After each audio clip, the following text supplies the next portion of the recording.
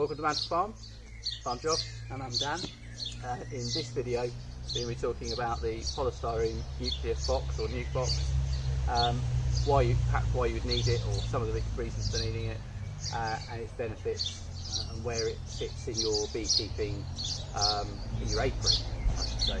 should say. So what we've got here is what you would get if you were to purchase one as of now off the website.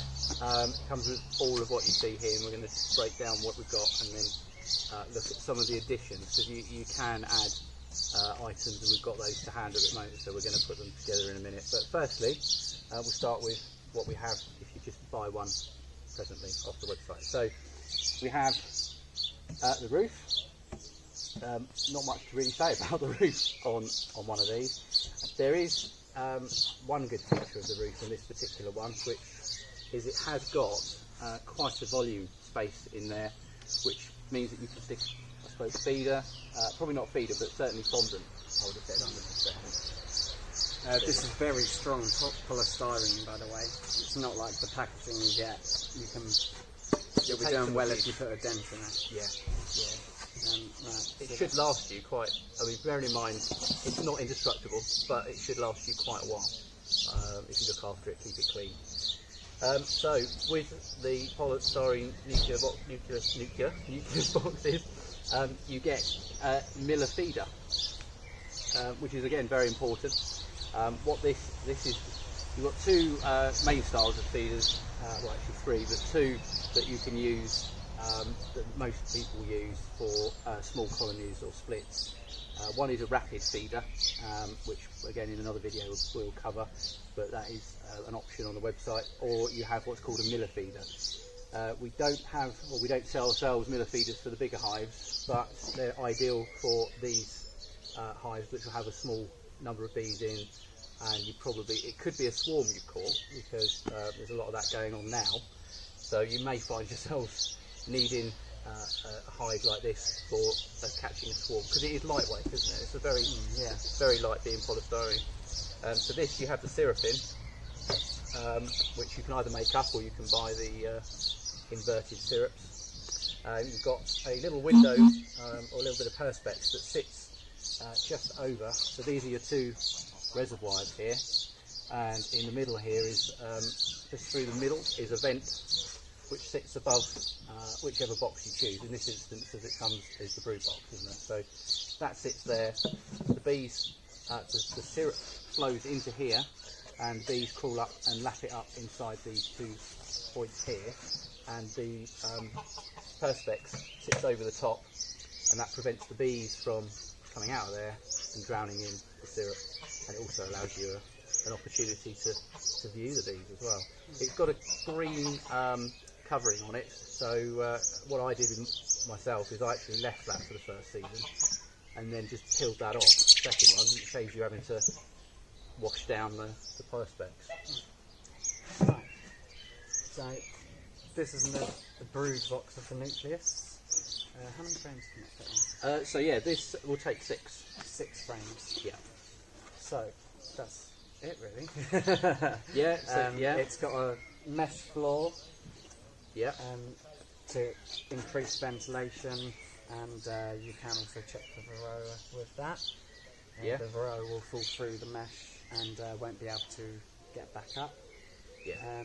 Brilliant for that. The entrance here is interchangeable. There's a block.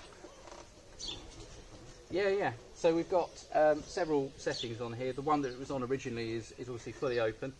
The one that's next in line, that Dan's got it on now, is if you wanted to keep them closed for a period of hours, but allow ventilation, so you're not stifling ventilation doing it that way. The next one round will completely block the entrance, and that's what you would use if you are transporting a box of bees in your car. Last thing you want is bees escaping in the car, and I've been there and that's not fun. So yeah, and then the next one is what's called a queen excluder setting. If you've caught a swarm, or you know you've got a mated queen and they're looking to swarm and you've done an artificial swarm, you may want to keep it on this setting for about 24 hours or so, which allows worker bees in and out, but it stops the queen escaping and taking with her all of the bees in the box. So yeah, very handy design indeed. So that's So, yeah. the basic nucleus. And it's worth saying that's standard, isn't it? That's a standard brood. Standard sized, yeah. So there are a couple of extras you can get with this nucleus. This is an Eeek. It sits on top of the brood, and that increases the size to make it a 14 by 12. That's if you have 14 by 12 frames and hives. That'll make it a lot easier to change over and move the swarm. Yes. So it's very important if you're taking high frames, certainly from a 14 by 12 hive, you will need that. Otherwise, it won't sit. They will sit above these the runners here, and then it won't sit flush. Next, we have a queen excluder. This is only going to really be needed if you get the super. Yeah. And the super, so if you had a small colony and you were overwintering it, or you wanted them to gather enough stores, you can get a super. It's not 100% essential if they're in a nucleus, but if they're going to be in there for a longer period of time than expected, then it would certainly definitely be beneficial. Yeah, I mean, one of the benefits, the two main benefits of the super would be if you've got a swarm, they will build very quickly, and you can take advantage of them building and drawing out the comb ready for the frames to go in.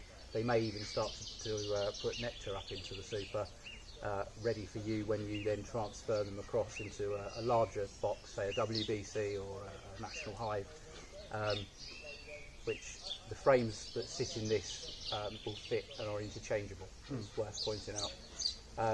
Also, over winter, as Dan pointed out, it's a good idea to have a full super of honey for them, because you might find that you've got a small, or you might have had a swarm and your colony at the end of the season isn't big enough to see your winter through in a full-size hive. So it's quite nice to put them in this. This is very well insulated. It works both ways. So you could have this in direct sunlight and it's still going to remain relatively cool inside. And in the winter, they do overwinter incredibly well in polystyrene.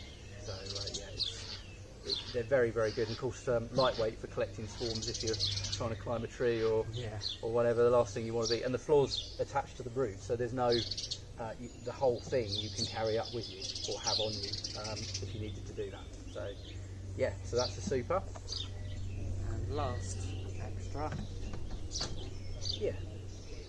is the crown board, which at the moment it's, I say, can't really demonstrate it, but this itself has got a basically a plastic sheet or I guess like a sticky tape over the top of it. Is actually clear, so you can.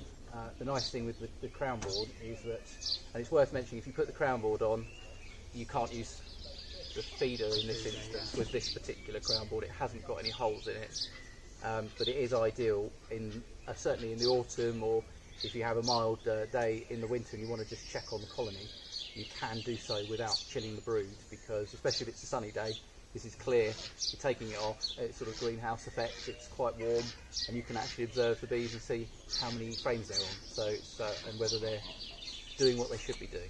So it's really, really good.